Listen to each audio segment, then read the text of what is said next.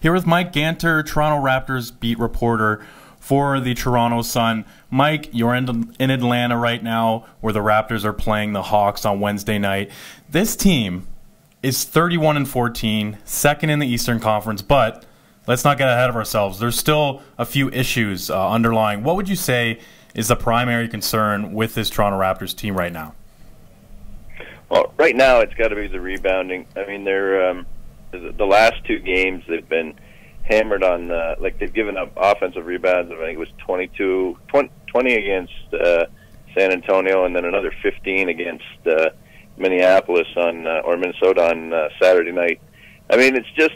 I mean, they're such a strong team, both offensively and defensively, but their defense takes a hit every time they're asked to. You get a stop, and then you don't finish the stop with a rebound. And then teams are just going to town with second chance points on them. So they're, all those multiple efforts are catching up. And I mean, it didn't cost them Friday night against San Antonio, but it certainly did on Saturday in Minnesota against the Timberwolves team that they hit the glass hard and came up with those offensive boards and made the Raptors pay. So I think that's the one big issue right now that Dwayne Casey's dealing with his basketball team. And if we can look forward to the All-Star game, Mike. DeMar DeRozan already named a starter for the East, but the reserves list is coming out Tuesday night, and Kyle Lowry is definitely in contention. So this is a two-part question for you. One, do you think he's deserving of it? And two, do you think, based on how the process goes, that he'll actually be selected? I'm leaning towards yes. I mean, I've flip-flopped on this a few times just because there's this. All the reserves are going to be named by the coaches, and the coaches tend to want to get, deserving, but also new blood in the game as much as possible. And Kyle's in a spot where he's up against the likes of, there's both guards in Washington, in John Wall and Bradley Beal, Victor Oladipo in Indiana, who's very deserving, Ben Simmons, the rookie in Philadelphia, who could squeak in there. And I mean, and really, he's looking at one of only. There's 4 spots. He can get in as one of the 2 guard reserves or one of the 2 wild cards.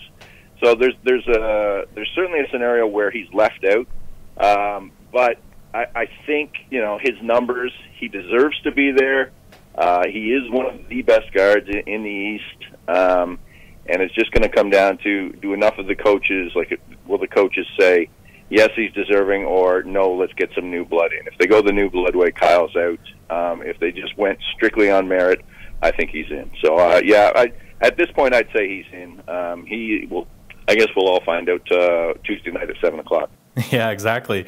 Something we won't find out for a while, but, you always got to keep tabs on these things is the deadline. Will this Raptors team, with Masai Ujiri at the helm and the rest of the front office, do you think that they make a push at the deadline to add a piece or two, or do you think that what they have is kind of what you're going to get for the rest of the season here? I mean, if you look at Masai's history, he is less likely than most GMs to make changes at mid-season. He likes to do all of his work in the summer and then let give the team training camp to sort of get together and feel each other out and sort of figure things out that way. He's not a big fan of the mid-season trade. Now he went away from that last year and brought in both P.J. Tucker and Serge Ibaka. Those moves, I don't know if you'd say. I mean, one of them is still here. Tucker's gone, so I'm not sure you could say those moves paid off in a great way.